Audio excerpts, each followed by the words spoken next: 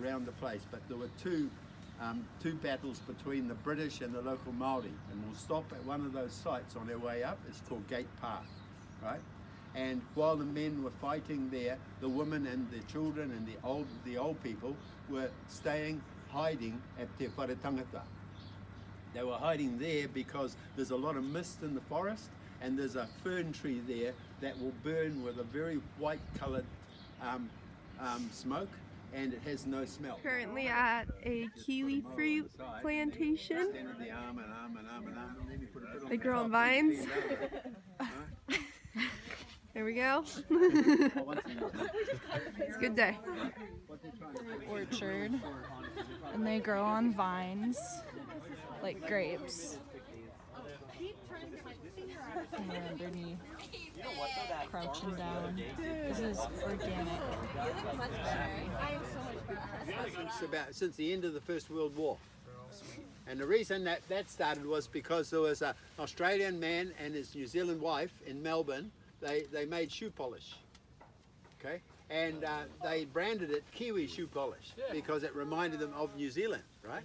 Yeah, right, okay. Well, in the First World War, in the trenches of France, the British still insisted that they polish their boots, okay? So they polished their boots with shoe polish, and the Kiwi shoe polish was used. And the New Zealanders, feeling incredibly homesick, standing in the mud in the winter in France, saw this Kiwi and they felt really homesick. Okay, but so they said, that's us, we're Kiwis, we're Kiwi, look, that's us, you know, hey, it's us, guys. And the Aussie says, well, it's nearly us, hey, it's us too. so Australians and New Zealanders became called Kiwis. But we keep telling them, you're not Kiwis, you know, you're kangaroos, go. This is the battlegrounds of a Maori versus British battle that occurred here in the 1800s. We're currently on our way to a Maori facility where we're going to stay the night in their lodge. This is our lunch at the Marae. We'll be sleeping in that room over there.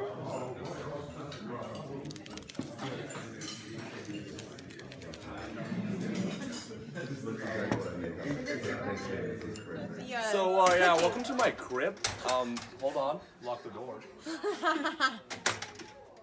Yeah, this is a crib right here. We got all the beds in here. Pretty much everyone sleeps in this main room. It's pretty sweet. So, yeah. Around itself, and everything's here. And it's a lot more tender. So just because it's so much more insulated by the ground? Or? Yeah. Once you put it in the ground, our way of doing it, we use hot rocks, bit of steel, a lot of water, and when you seal it in the ground, it becomes a pressure cooker. The Hawaiian, the Samoan, the Tongan, they don't use so much water, and they just seal the top with pretty much anything, leaves or hunk of tin, just seal the edges. And that way there it becomes a convection oven. Right. You get a dry heat going around.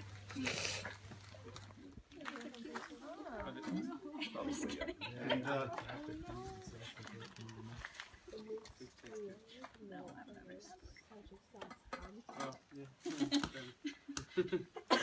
heavy meat on the bottom. Yeah, the meat. Yeah.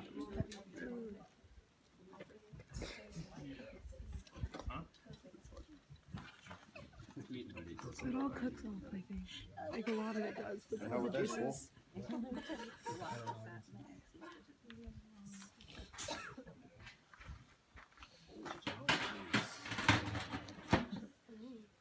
Can I borrow somebody's sleep? Yours will keep that one for me. No worries, mate. This is where we're sleeping tonight, on the floor. We all have mattresses all stacked up together. Here we are, and then all the guys have to sleep by the door so that they can protect us. And obviously, they will be fearless while they're doing that. There she is.